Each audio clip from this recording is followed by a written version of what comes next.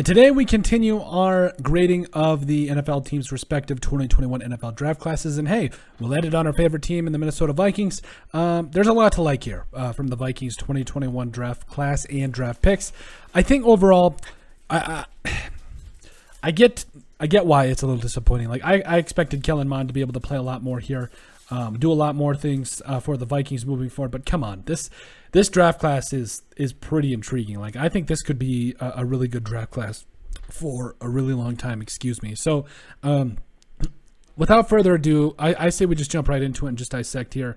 You know, to me, just taking a quick look at this, you get what, 4 third-round draft picks, 3/4. I mean 11 picks right here. I mean, come on. Yes, I counted that out loud because I forgot how many. Like in the year before, they got like what, 14, 15 picks. It's crazy. So this draft class was interesting because to start it off, you had the Vikings at, I think it was like 14, and then they traded down 9 picks with the Jets, who took Elijah Vera Tucker, who I thought was going to be or should have been top priority for the Vikings, but it isn't what it is at this point. So they traded down and still were able to get a guy like Christian Darrisaw, who I felt, hey, he was at first, you wanted to see him get on the field, but once he did, I think you were pretty satisfied with what you saw. A guy that played in 12 games, started 10, total of 652 snaps, had 3 penalties and allowed 5 sacks.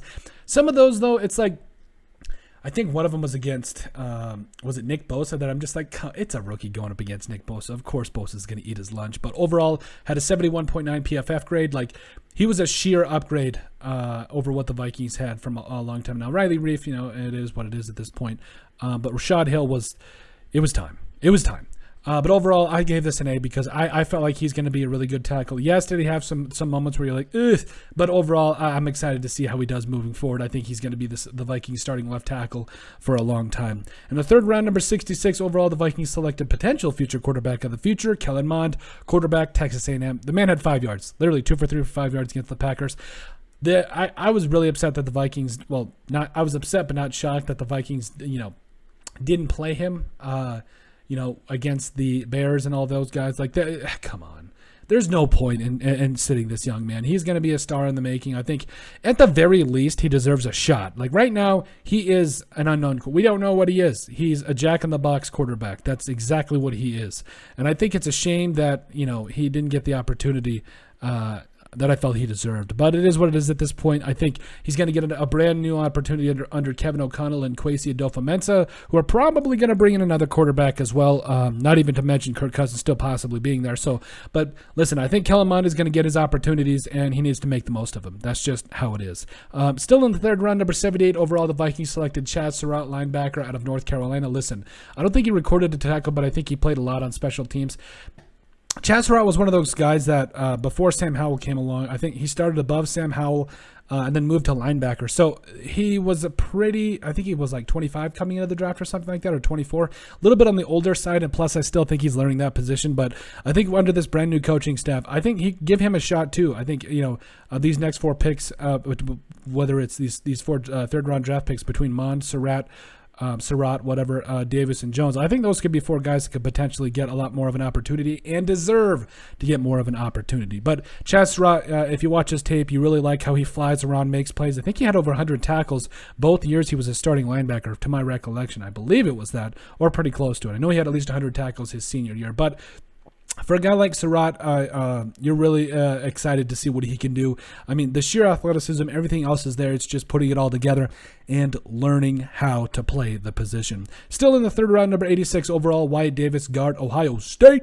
Okay, I'm not just saying this, but you can ask, like my wife can attest to this. As soon as they drafted Wyatt Davis, I was jumping in the room. It was like we had won the lottery. Like I was just ecstatic because Wyatt Davis was a guy I had a draft crush on throughout the entire process. Even though we went out in the national championship game with an injury, like I was so excited. I thought he was going to get more of an opportunity. Honestly, I should have probably given this a B+, but the fact the man didn't play an offensive snap and was in 6 games, like, come on. This was just a travesty. This man did not see the football field as a rookie. Like, Oli Udoh was hard to watch at some point. Like, there was times I'm like, really? We're going to play Blake Brandel. Obviously when Oli Udoh was struggling, we're not going to give Wyatt Davis any shots here. Just absolute travesty if you ask me. But I get it. to some degree because you really just want to make sure that these young players have their confidence. But come on, man, put Wyatt Davis on the field and you won't regret it. I think he's going to be a guy, again, that gets a lot of opportunities, gets a chance to prove himself. Hopefully the Vikings just put him on the field and see what this man can do. Third round, number 90 overall, Patrick Jones, defensive end. That's who the Vikings selected. 9 games, 7 tackles. I felt like there's a lot of upside with Patrick Jones. Like, I don't think he's the best in the run game, but he's also not a liability. But he's got a lot of the size and speed you want.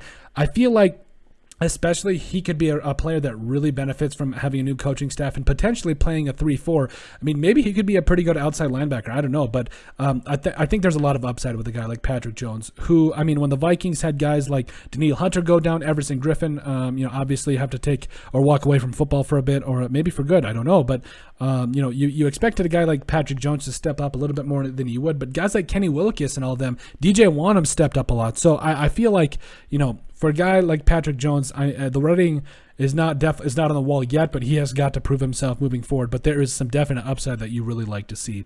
In the 4th round, number 119 overall, the Vikings selected Kene Nwangu. Apparently, not a single commentator could say this man's name right. Not a single one. Absolute travesty.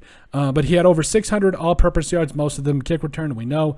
Wasn't too much on the run game or in the pass game, but overall had 2 kickoff returns for touchdowns. Got completely snubbed, by the way, I believe, as an all-pro, which it is what it is at this point. But, it gave this an A. I mean, you get a guy in the 4th round like Kene Nwangu, who I think moving forward, I mean, I don't want the Vikings to trade Dalvin Cook, but if they do, Kene Nwangu could be a stud in the NFL. I think he was, obviously, who was he behind? Breece Hall at Iowa State or whatever? Listen, give this man a chance. I think he could be a really good player moving forward. Now, I don't think, not necessarily to Dalvin Cook's kind of impact, but he could still be a really good player. Still in the 4th round, number 125 overall, the Vikings selected Cameron Bynum, safety at a Cal. 14 games, 3 starts, 28 tackles, 1 pick, 1 sack, 78.3 PFF grade. This was an A, another A for me. Listen, I love Harrison Smith as much as the next guy. He's honestly one of my favorite Vikings of all time. Him and Jared Allen and Adrian Peterson. Those were the 3 big players that I just loved watching growing up.